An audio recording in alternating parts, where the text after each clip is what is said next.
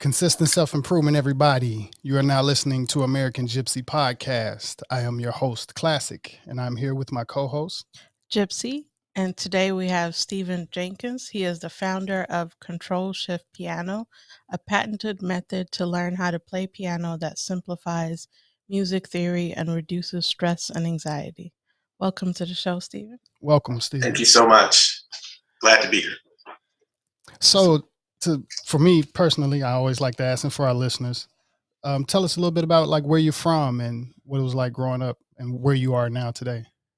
Okay. Yeah, I'm from Texas, town called Fort Worth, west of Dallas. Okay. Right. Originally from Los Angeles, California, but I've been out here most of my life. So growing up, ups and downs, a lot of comebacks, but I'm doing good. So I'm just enjoying life and helping out wherever I can be used. Definitely. When did you leave Los Angeles? Because that's where we are right now for our listeners. So right. we're in downtown Los Angeles. I've been back and forth. I haven't actually been in Los Angeles probably in about 10 years though. Okay. But my family relocated to Texas when I was very young. Okay. So before I was a teenager, I was down here in Texas, and my father's side of the family is on the West Coast. So everybody else is down here in Texas. So. What made you start Control Shift Piano, and tell us a little bit about that? Okay.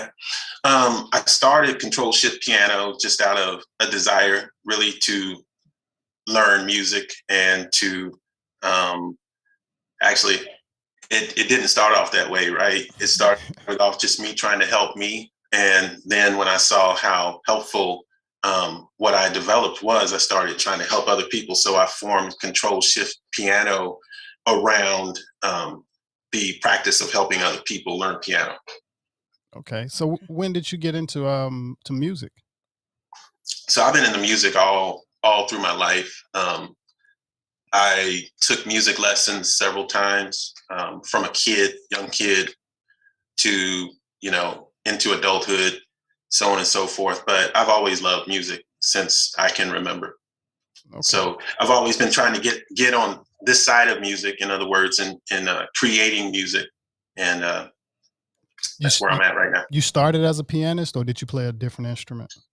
Yeah, I started off as a child learning piano, and the only other instrument I've really fooled around with is guitar. I like to sing. Not saying I'm a singer by any means, but it is something that I'd like to develop further. So what did you feel like was missing from the traditional way of teaching piano, and what led you to come up with your method? So what's missing is the people left behind that, like me, struggled to learn piano the traditional way.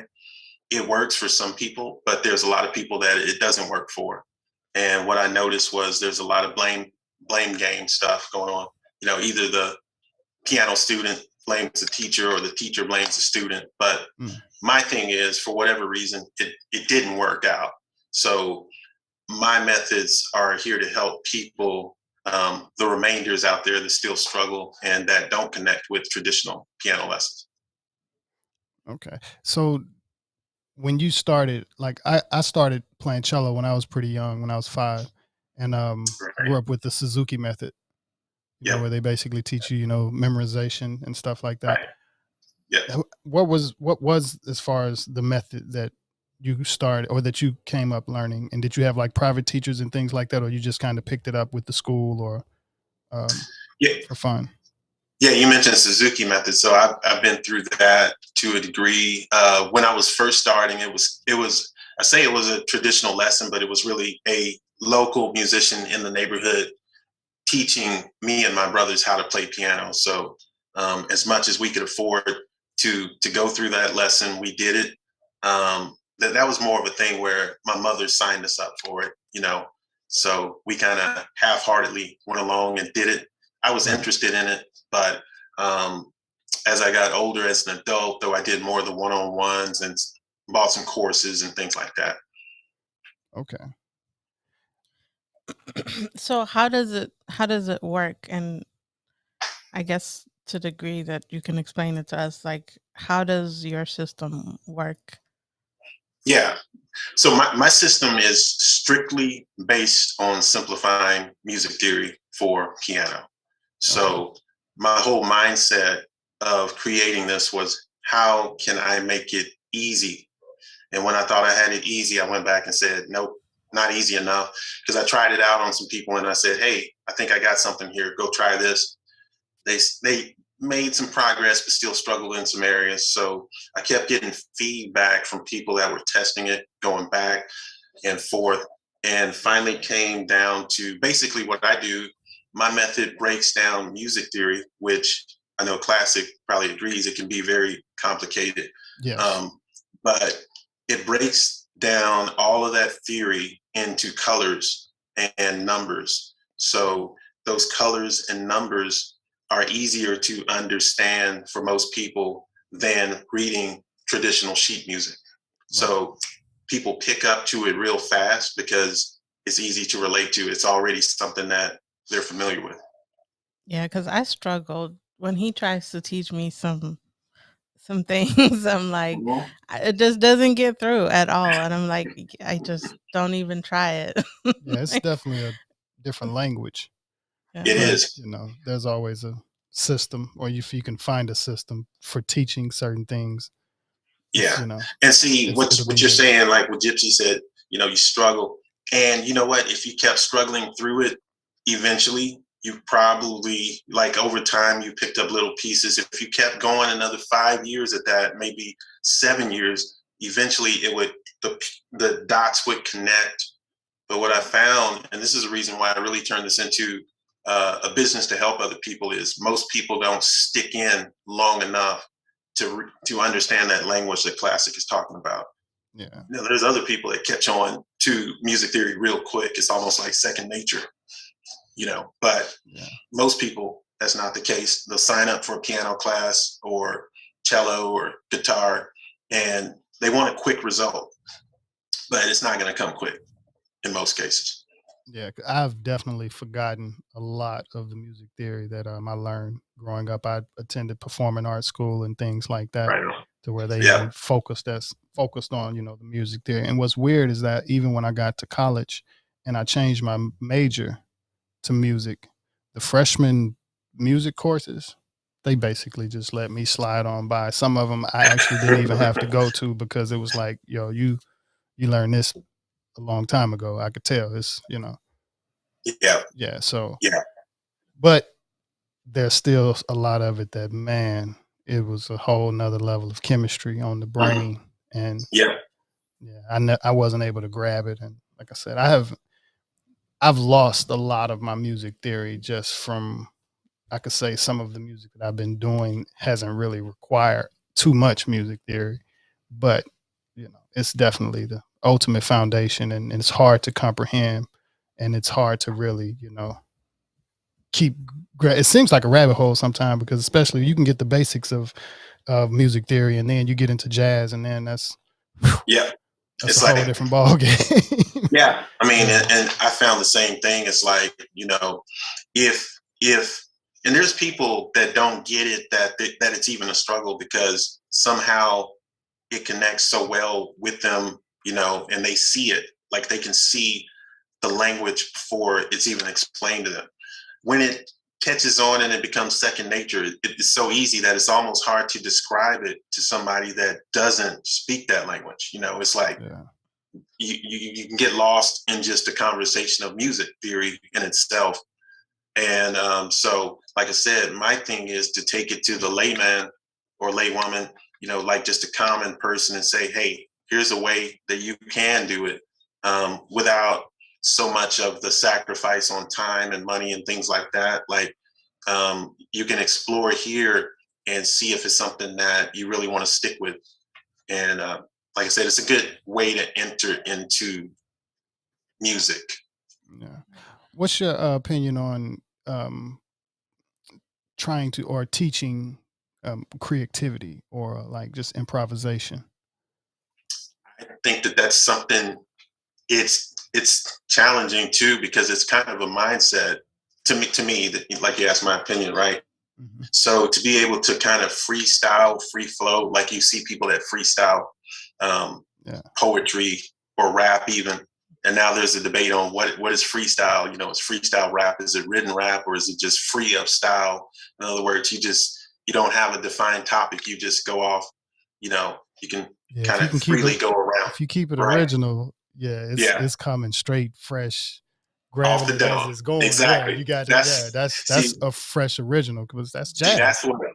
that's what I'm used to. But now it's being redefined in the free. You know, you see people reading it from their phones. Yeah, and saying, this freestyle by this, it complicated. It got complicated Yeah. with me too. I was like, I didn't. They're still letting this go as a freestyle. This counts, Exactly. Yeah, you I hear it thought on it the was. CD.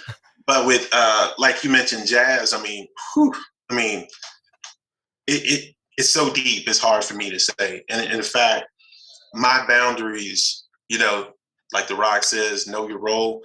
I know where my boundaries go. So I'm not even as free as I would like to be with improvisation on the keyboard. And Yeah. just keeping it real, being honest, I'm not. I would like to get there one day, but I've been so busy helping people with the nuts and bolts of the basics, Right. that I haven't really spent enough time honing my own skills in that area. And it is it's parallel with the learning the skill at the same time, being skilled enough to do some of the things that your brain want to improvise, and Right. also having at the same time, having your brain being able to, also improvise, and you being able to, do Yeah. that with as far as skill. Or because I know I can think of some things that I like to improvise it, but I necessarily can't play it, Right. but yeah, I can think Levels about to it. it, right? Yeah, but some people that they can play whatever you put on this sheet music, Oh yeah. whatever you put in Right. front of them. You can say, all right, play something like that, just off the top of the head with that same style. Is like, Yeah. yeah, And that's the interesting thing. So yeah, that's the other thing I found is like there's categories of I guess what people expect or what they accept. Concert pianist, who might go down to play in an orchestra or something like that. They may be highly skilled reading sheet music, playing with the orchestra, but if you put them in that jazz setting in a nightclub, no, they would never sit down at that yeah, piano. They don't even. they won't even try it. I don't play piano And tonight. exactly, Yeah, exactly. So it's like, to me, and it's my personal opinion, like I'd rather the freedom of being able to connect and be open to improv, as opposed to being able to be in it. I mean, it's not taken away from the orchestras by any means. That stuff is beautiful. yeah, it's definitely a foundation Right. for technique. So it's just different strokes for different folks. It's what do you want out of it? So most people that come to me, they don't want to be in an orchestra. They know that's not in their path. Right. At this point, I say don't block anything out of your mind. You never know. But most people that work with my methods, they just want to relax, to play some basic songs that, right now they can't do anything. And a week from now, a month from now, they can be really building a repertoire of several songs that they can be proud to play. And that's really the market that I'm working with.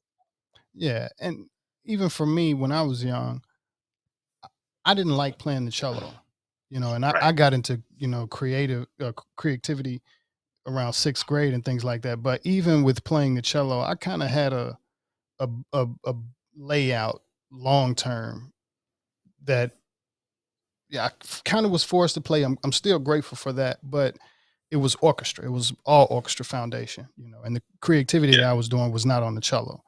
And it Got was it. only until, even when making beats, when I was still in Mississippi, I wouldn't mix my Yamaha motif production, the hip hop Mhm. stuff, or any of that. I would never mix my cello with Yeah. that at that time. And it was a whole life cycle. Basically, I moved to Georgia where we met, and I Right. stopped playing cello for like 7 years. But it was still more classical stuff then, and I had to come. I guess to go back when I was making that long term plan with the cello, it was like, okay, I'm playing in the orchestra. I'm maybe middle school, but I'm playing in the orchestra with people that started playing as a beginner when they were 40. They've been playing for 10 years now, and I've been playing for 10 years, and they're 50, and we're still sitting in the same orchestra playing together. You know, so I know that if they started from scratch at 40, then I've already got the jump on them. If I play for 20 years, I can stop playing for a minute and I can always come back to it. So I'd always had a plan that I'm going to take a break. I'm going to have to take a break. And if I come back to it, I'll come back to it. After that 7 years and I came back to it, I picked up improvisation and my brain clicked a whole lot different on the cello. And that's kind of when I started blending my production with my cello stuff a little bit more. And, you know, started improvising, improvising with the cello. And then, you know, it built up. I got into street performing when I was in DC, started street performing out here in LA, down 7th and Fig down here in downtown LA. And it was just a bunch of, improvisation. I was doing cover songs, never went back. I already knew when I picked the cello back up, I'm not doing any orchestra stuff. Not interested in, in the orchestra. Like I said, not to knock it, it's the ultimate foundation for technique. Classical music is, yes, definitely the ultimate foundation for technique. But you got after you get the technique, definitely get into that creativity. And that's, something that I learned in middle school that I had. But I could say even my cello teacher, it wasn't promoted necessarily. No, I take that back. Dr. Perry Combs, jazz teacher in performing arts, he promoted it. I guess at that time we just didn't have the technique to really do it. Gotcha. And I started playing bass guitar. So yeah, I could pick that up, walk a bass line. All right, that's more motivating. And then I already don't like the cello, so okay, it's an escape from the cello as well. Yeah. So what do you think of Diggable Planets that are cool like that? Is that you familiar with that track? What track? Diggable Planets is called Cool Like That. No, Cool like that. I don't know. I might know the melody versus the song. You probably would know it if you look it up. It's I don't know how old y'all are. it's probably before y'all's age time. I'm 38. I'm familiar with the song now. Okay, all right, man. She's not finna sing nothing. No. I'm wondering if that's a cello, like it's a heavy bass line that drives the whole song. You can hear it at the very beginning, but it's a real cool track. I was just wondering, but I'm gonna have to check it out. Yeah, I like what you say about the creativity aspect because some teachers really don't encourage it. It's like, hey, play inside the lines all the time. Yeah. You know what I'm saying? But if you don't get outside the lines, color outside the lines a little bit and allow kids and people to experiment, they don't know. They don't have the uniqueness of what makes them, like they got to find their own sound through experimentation. So I like that. But you lean on what you've learned, right? Right. And I can say that even the teachers back then, they weren't taught creativity. So yeah, they definitely probably didn't know. I think he may have been, and of course my Dr. London Branch at Jackson State University. Of course, he would promote creativity because he was a trumpet and a bass player. But my private cello teacher, no, she was all classical. Yeah, she didn't. I don't think she didn't really like me playing the bass because she felt it's gonna corrupt you, right? From my posture, not good for my cello posture. But that was, as I reflect on it, the creativity part was something that even some of the best or the skillful piano players that was in our theory class, because at the performing arts school, you go to your main, instrument. So you had instruments or instrumentals, more like, the bass guitar, violin, all of that. Yeah. Then you had vocals, and then you had piano class where all the piano students went. And then they do that for about an hour and a half, and then you switch and you do your theory class for about an hour. Right. And what was it, 45 minutes or something like that. But in that theory class, when you switch up the different talents, like I said, there was still a certain creativity that I realized that I had, that they could play like Mozart. Some of the students could play, really, really well piano wise, but the creativity Yeah. part weren't there. But yeah, like you said, they could read it off the sheet, or they could just, Right. you know, they were real good at the piano. Yeah. I mean, that's how it's pretty much my experience as a child coming up. I mean, that's how it was. Like, you know, it's basically practicing for a recital. Yeah. And you might practice that same song, man, I don't know how many times, Too many times. too many times preparing Yeah. for that. So when you get there, there's all this pressure on you, you know, to be perfect. And I mean, that's all cool. But at the end of it, you know, you play that recital and, you know, but do you have freedom to break loose a little bit? Nah. No. So everybody needs that outlet. Yeah. And a lot of, you But know, a lot of the music stuff has changed now. Of course, as we even like for people like yourself coming up with new ways to teach. And then you have a lot of people are inspired to be music producers, which take them from the beat machine to, all right, I need to learn a few keys. And so I know a lot of upcoming music producers are going to definitely need your method of I'd learning. love to help, you know, just anybody really that wants to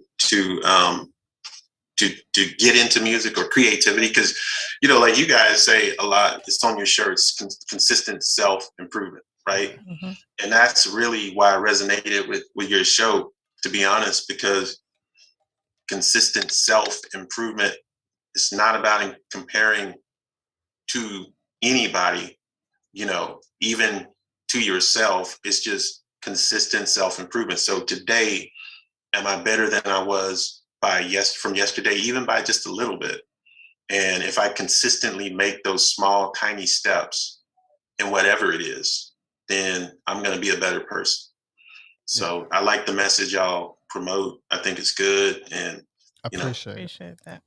yeah, for real. Like I said, I was at one of my hardest times in DC, maybe when I needed the motivation to push that. And that was what I was like, all right, consistent self improvement, just about, you know, me getting better. Mm-hmm. Yeah, because if you look too far ahead, I mean, it's good to have goals, but the big goal, you know, Oh yeah, it's a lot of that can scare pressure. you. Like I said, it's pressure, Right. man. It was Yeah. yeah, a lot of pressure that come with it. And I could say right now I'm taking a break from doing music. It's a lot of pressure. Been doing it for a long time.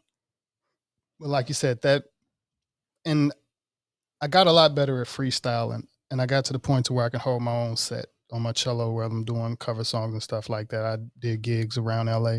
And it's more of, you know, it's continuous, gotta stay on it, practice, you know, and pressure. Like I say, every time somebody asks you, you know, you want to perform here, it's like, all right, I gotta make sure I don't mess up and make sure everything's good and, you know, make sure I sound good, make sure this goes, you know. And this, like I said, that pressure comes back. And I've been enjoying not having that pressure for Oh, now, yeah. but I definitely want to get back into music. And I know I've had a keyboard most of my life, but I'm still not quite just fluent like I want to be. One of those things come with short attention span. I get there like, oh, I like that melody. Hold Oh, on. yeah. Okay, turn that loop on. Let's get this going. Hold on. Yep. Yeah, and then we Yeah. making the beat. Next thing you know, you're in the studio. Right, and I still, you know, I Right. can't do the chords. I wish I could, you know, somebody could start singing and I could, you know, find the chords. Still want to get to that skill, and I know I'm gonna get there eventually, but it won't be on you know, a music business time. It'll just probably, like I Right. said, be on. I'm grateful even to meet somebody like you, and you have this method, and now, all right, I can put this method Right. to the I want test, to and learn. now I'm gonna learn it. You know, if something's come to actually help somebody like me. Yeah. I mean, and Yeah. that honestly, that's what it's for. It's just to help. And it's been doing just that, because I know when I first started. So to give you a little bit more background about my experience, when I was in my 30s, I ended up, that was the last time I took a professional piano lesson, and I quit because I was trying to learn. So you're aging backwards. Ages backwards. What you mean, I bro? can say with the hat with the glasses and from here, I could give you close to 29. I don't know. Maybe it's the light or It's a something. disguise. It's a disguise. It's a mask. Yeah. But no, I appreciate that. But now, and I looked at my life at that point and I said, you know what? I've been trying to learn piano all my life, pretty much. I took big pauses like you did. But I realized at that point I was too busy to do what my piano teacher wanted me to do. So to be honest, what I did is I took some time off to just focus and have a blank slate. In other words, I said, if I was going to try to teach piano of what I know to anybody, and I had no guidance on how to do it. I didn't have anybody telling me, here's your timing. You got to teach them timing. You got to teach them, the scores and, what these symbols mean. How would I do it? And man, I'm what I stressed ended out up doing, already. With you saying that, I'm like, man, I don't know how I would teach these kids. right. And that's what I was saying. So Yeah. I said, let me not look at that stuff and let me just look at the piano. And when I just looked at the piano, I started noticing things I had never seen before when I was looking at all the books. I started noticing the layout of the piano keys, the spacing of the keys, the patterns that were always there, the black and white, 3 black keys, then some white keys in between, then 2. And I never noticed that. And I was like, wait a minute. So I started focusing more on the instrument, and that really opened me up. So in a much shorter span, I actually learn what I needed to learn of piano to be able to play, the way I want to. But then I said, now I'm gonna try to put this in a format that will continue to be easy for other people. So just trying to lower the threshold of understanding needed to start playing piano. That was my whole thing. In a nutshell, that's how I got to where I am today.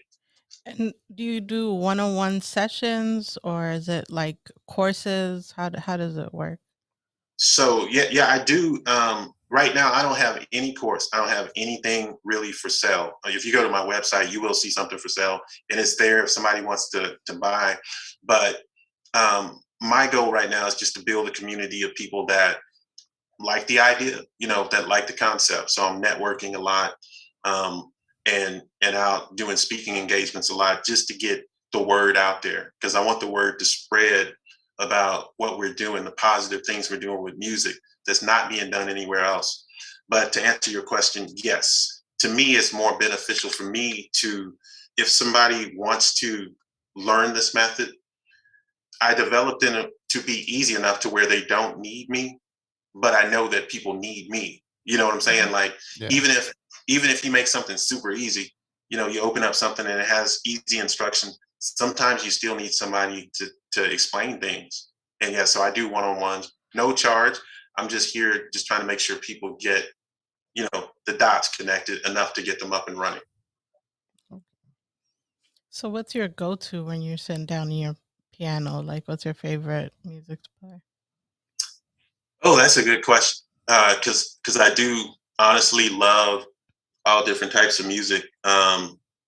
I tend to like the less popular music. I mean, I like all music, but the artists that I tend to try to play on piano are not as popular as, I do like Brian McKnight. I like, Stevie Wonder, all types of genres of music. Piano-friendly artists.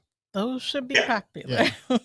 Yeah, well, a lot of people, maybe Brian McKnight, I know they probably probably not.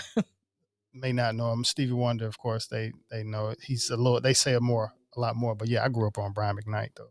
That's, man, I'm talking about album after album after album. Solid. Yeah, he's more of he's a vocalist, piano player. Right. But songwriter, yeah. Who could we not name? I mean, you listen to some of the hip hop songs these days, and they got more melodies than than some of the old R&B. So it's all music to me. Yeah. really what I like is emotional music. Yeah, that's I like stuff that moves you. yeah, that's me Yeah. too as a cellist. You know, I like the soft melodic stuff.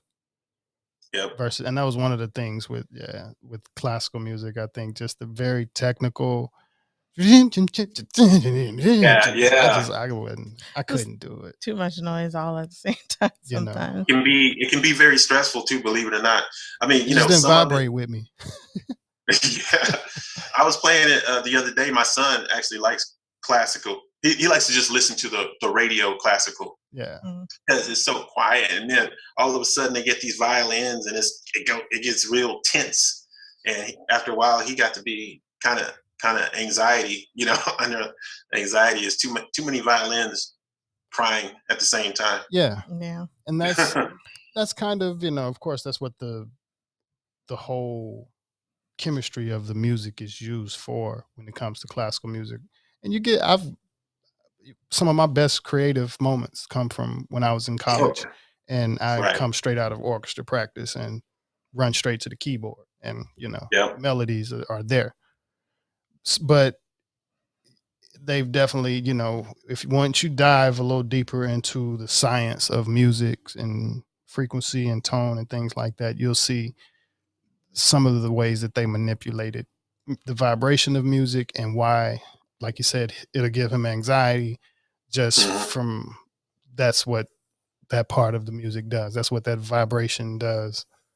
Yeah. Period, you know. So well, believe it or not, it's kind of funny, but it's not funny, right? Yes. There's so like I said, my son listens to classical music. So, but there's one station here in Texas where they kind of narrate and they tell you about the music, the composer. And this guy gets to talking, you know, in this mellow voice and all. And he's talking about this composer, by the way, he was, you know, depressed and he was using drugs. And this piece is actually about all this. I was like, wait a minute, you know, I had no idea. You know, all this time I've been shielding his ears from some of this. There is some negative music, right? Yeah. But I had no idea to be careful with some of the classical music that I was letting him listen to. But now I know. And you mentioned I used to get my best sleep at them concerts.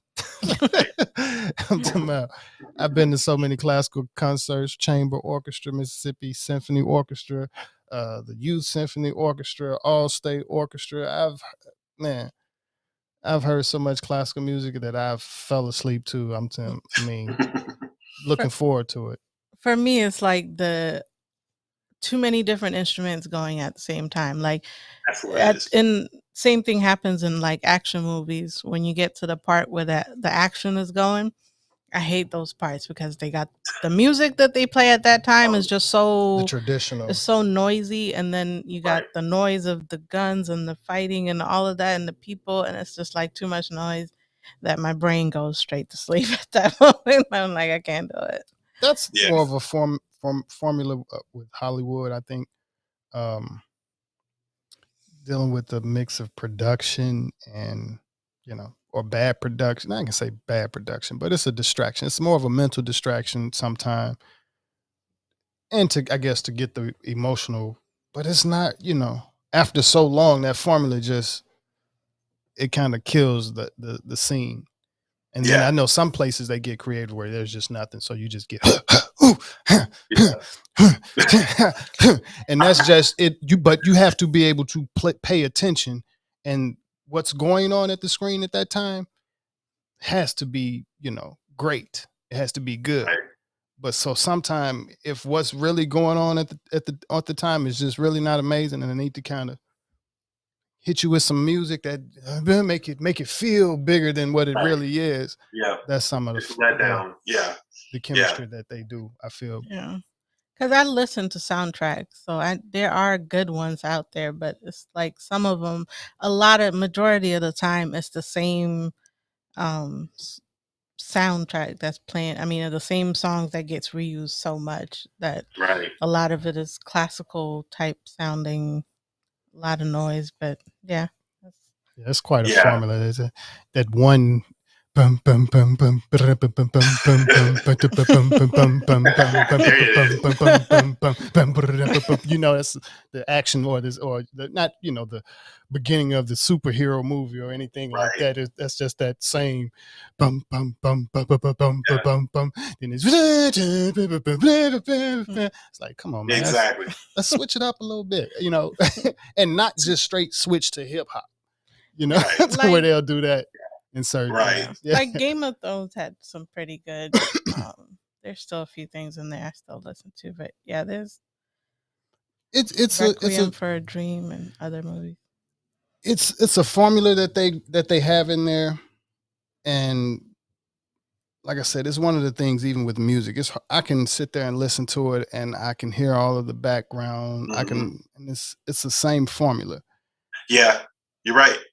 And I mean, you know, if you know where it's gonna go, if it's too predictable, it's just like, and that's kind of with even with the whole career, kind of when it comes to classical music, and that was one of the things that pushed me away from it, because you're gonna play the box suites. You're gonna teach me to play the box suites, and then you have Yo-Yo Ma that played the box suites. So you have to be able to play the box suite as good as Yo-Yo Ma for us to even care about you. You know. right. So keep in mind, Yo-Yo Ma has a cello that's like $3 million. So you're Oh gonna yeah. need your cello to be as good as Yo-Yo Ma's, and you're gonna have to play as well as Yo-Yo Ma. Oh, keep in mind, Yo-Yo Ma has been playing since he came out of the womb. So you're gonna have to play just as, you know, that's the whole classical music, you know, format. You got to be able to play this 200-year-old song better than everybody else that's played Right. this same, but you have to play it kind of how they play it. Or can you put your Yeah. little own emotional spin on it? You can't even change the notes or nothing to give it a little. Right. A little flavor. I couldn't look. I was like, I looked at that when I was young. It's like, nah, I'm not even.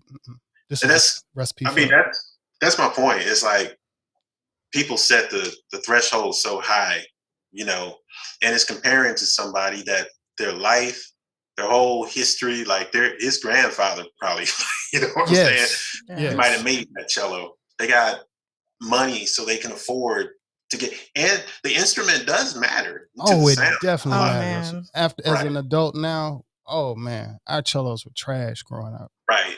You I know? Yeah. didn't know. Like I had never played any instruments, so when I realized, like I saw him, you know, when I saw him go to a store and play like $80,000 Oh cello or wow. $100,000 cello, just how easy it was for him to play it and how Yeah. much better it sounded The versus Sound. the ones that we had. And it's like because of this wood that was from 18th century or There we go. whatever, that tree doesn't exist anymore. It's like, Yeah. it's crazy. It's So pretty Yeah. crazy.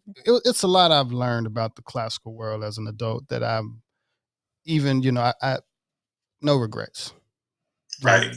no regrets. I'm glad I was able to see it then, because I definitely didn't want to play in the orchestra as a Right. working playing in the orchestra. Nah, got to practice all the time. Oh no, Yeah. I can't do this.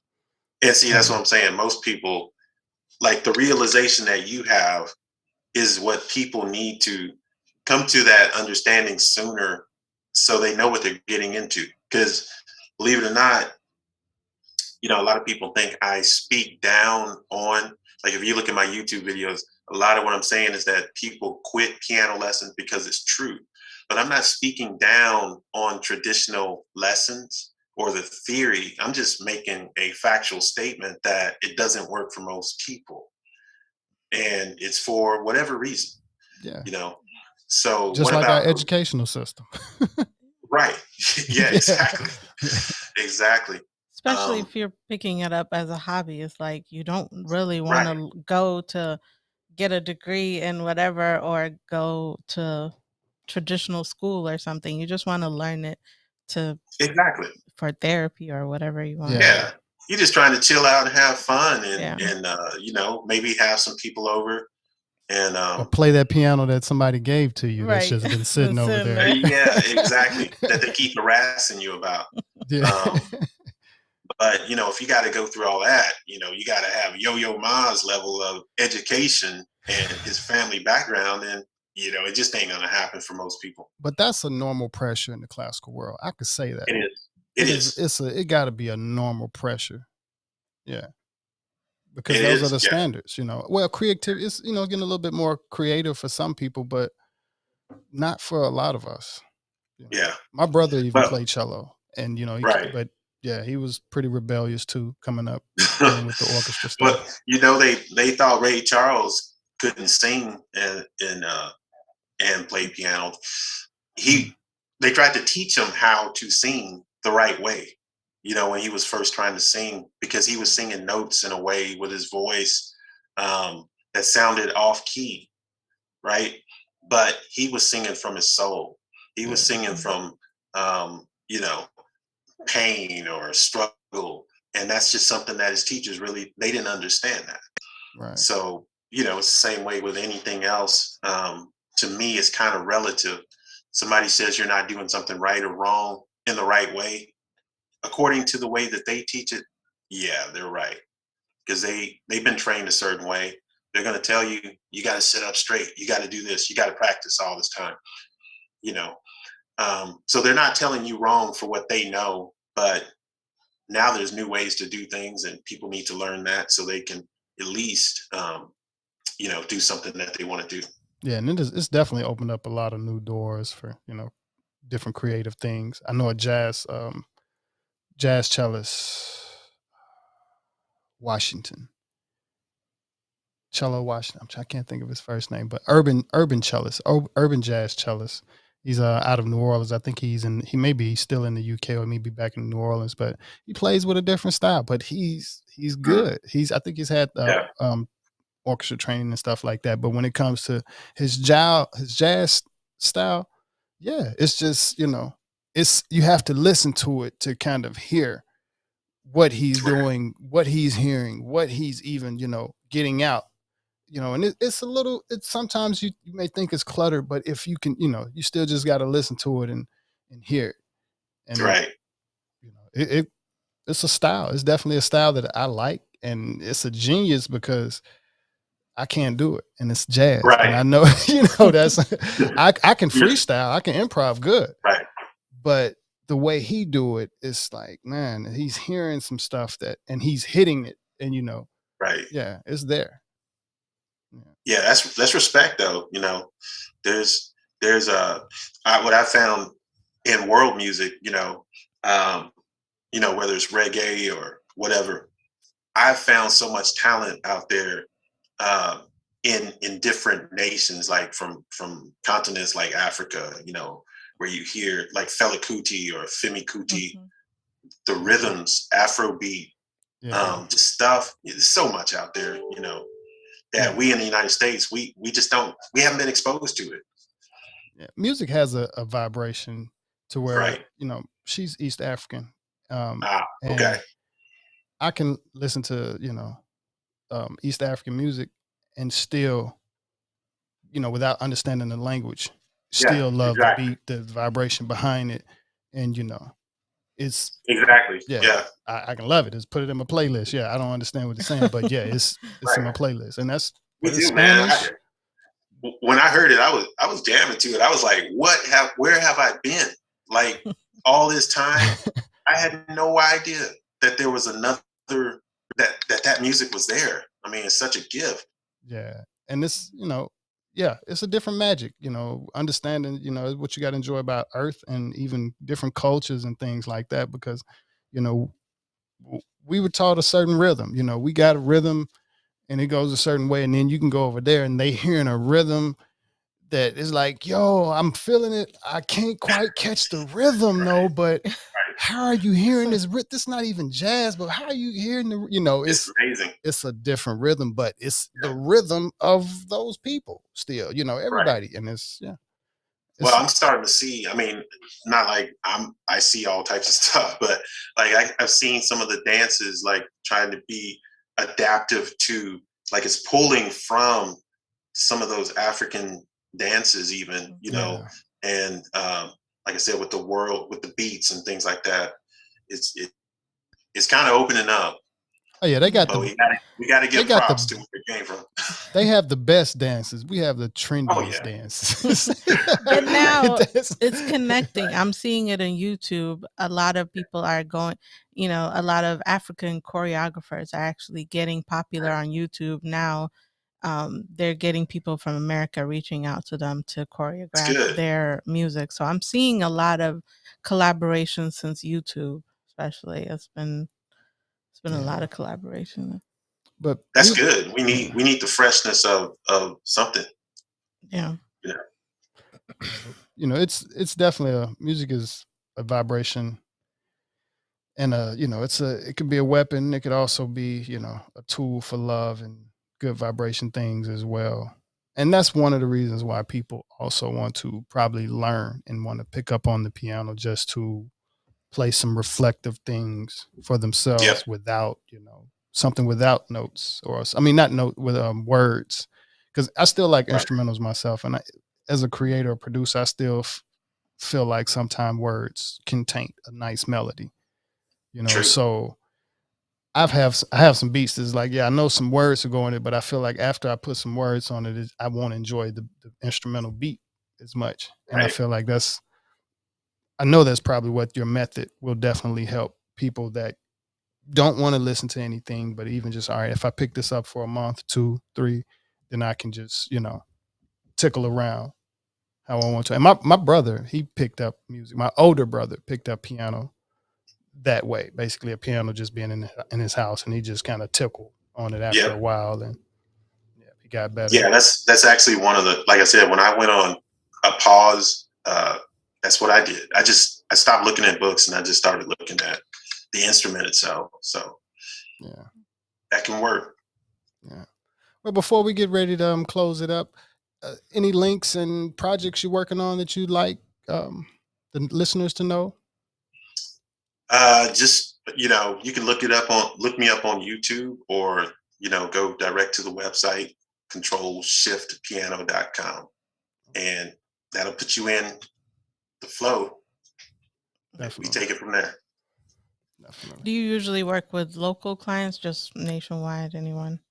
Nationwide, Okay. anywhere, anybody. Because especially with everything being remote, Yeah. people are used to not being in the same space. So it's definitely, with this method, you don't need me in the room, Yeah. but I'm there for you when you do need me. Gotcha. Okay. Well, we'd like to thank everybody that has been listening.